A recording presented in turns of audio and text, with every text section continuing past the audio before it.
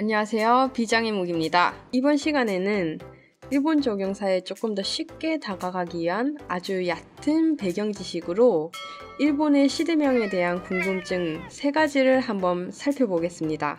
일본 조경사 공부를 처음 시작할 때 우리가 책을 딱 펼치면 맨 위에 시대명이 나오는데요. 예를 들면 실정시대라고 적어놓고 가로 안에 무로마치라고 이렇게 적혀 있어요. 그럼 이게 실정시대라는 거야? 무로마치 시대라는 거야? 되게 처음에 혼란스러웠었거든요. 자, 그래서 하나의 시대에 왜 2개의 이름이 있는지 지금부터 한번 살펴보도록 하겠습니다. 일본의 시대명은 한자어로 되어 있습니다. 이 시대명들을 일본식 한자 발음에 따라서 읽으면 아스카, 나라, 헤이안, 가마쿠라, 무로마치, 모모야마, 에도, 메이지가 됩니다.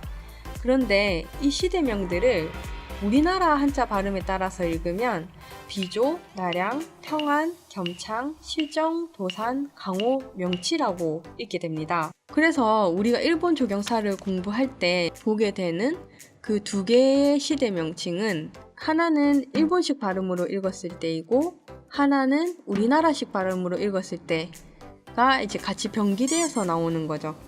시험에는 보통 일본식 한자어 발음에다가 우리나라식 한자어 발음이 함께 나오지만 때에 따라서 하나만 나올 때도 있거든요. 그래서 아싸리 처음에 일본 조경사 공부할 때 외워두시는 게 마음도 편하고요. 일본 조경사를 공부하실 때도 훨씬 수월합니다. 참고로 저는 시대별 명칭의 앞글자를 따서 외웠는데요. 나해가 무모에메, 나해가 무모에메 이런 식으로 일본식 발음을 먼저 외우고 거기에다가 우리나라식 발음을 매칭해서 익혔습니다.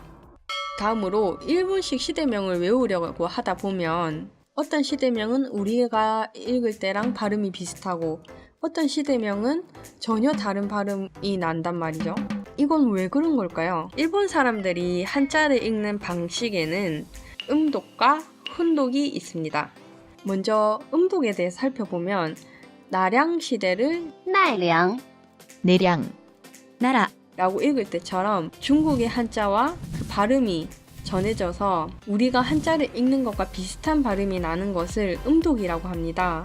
그리고 훈독에 대해서는 도산시대를 콕 집어가지고 한번 살펴보도록 하겠습니다. 도산시대의 도는 복숭아 도자입니다. 그런데 우리나라도 복숭아를 부를 때 우리가 원래 부르던 방식대로 복숭아라고 하지 도라고 하진 않잖아요.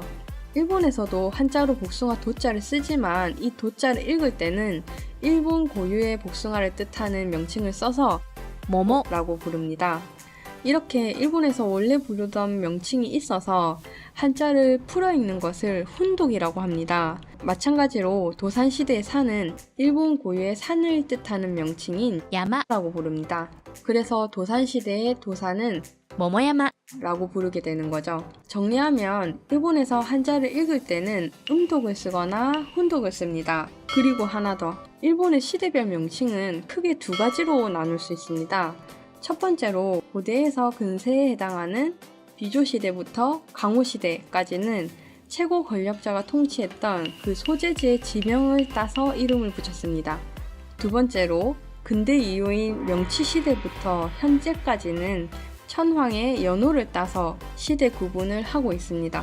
일본 조경사를 공부할 때는 근대에 해당하는 메이지 시대를 제외하고는 주로 그 시대 정권의 소재지, 그 지역 이름에 따라서 시대명이 붙게 되었다고 볼 수 있습니다. 오늘 배운 것처럼 일본사의 용어나 명칭을 부르는 방식에 대해서 감을 잡아두시면 일본 조경사의 흐름을 파악하는데 많은 도움이 될 거라고 생각합니다. 감사합니다.